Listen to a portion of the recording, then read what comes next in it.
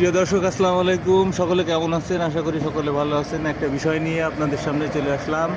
আপনারা এখানে দেখতে পাচ্ছেন আমাদের নার্সারিতে কিছু লাউ জালি পড়েছে এবং স্ত্রী ফুল। এই জালিগুলো ঠিক এরকম যখন স্ত্রী ফুল পড়বে তখন আপনারা এই স্ত্রী ফুলটার পরাগায়ন সম্পন্ন করবেন।